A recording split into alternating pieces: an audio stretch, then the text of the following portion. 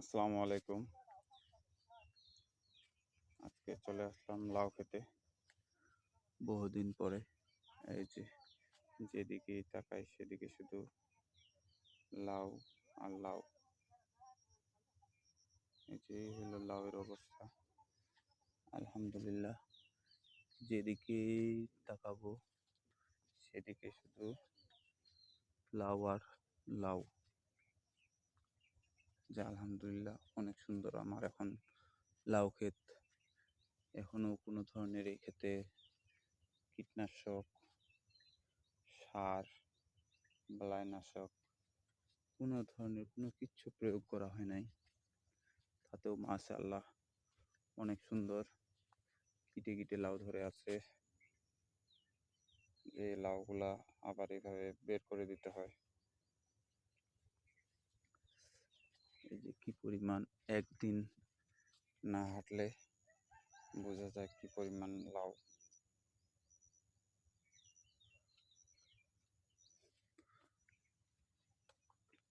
এই হইল লাউয়ের অবস্থা। দেখছেন এক জায়গাতে লাউটা যে থাকবে, একটা দুইটা তিনটা, একটা জায়গাতেই এইভাবে। এই যে কি পরিমাণ লাউ ধরে আছে, পুরা খেতে লাউয়ে ভরে গেছে। আলহামদুলিল্লাহ, আল্লাহর কাছে অশেষ শুকরিয়া, কারণ তিনি দেনেলের মালিক, তিনি সব কিছু। কি পরিমাণ লাউ! এখন মনে হচ্ছে এরকম যদি লাউ হয় তাহলে দামে কোনো বিষয় না। যদি লাউ এরকম হয় কৃষক খুশি হয়ে যাবে। আলহামদুলিল্লাহ, কি পরিমাণ লাউ দেখছেন, পুরা খেতে ক্ষেত ভরা লাউয়ের এই অবস্থা।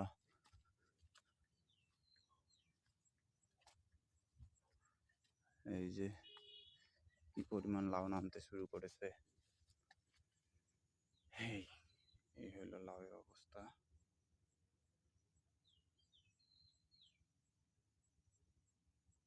ভিডিওটা ভালো লাগলে শেয়ার করবেন, পাশে থাকা বেল আইকনটা চেপে সাবস্ক্রাইব করবেন। আপনার একটি সাবস্ক্রাইবে আমার পরবর্তী ভিডিও করতে সহায়তা করবে।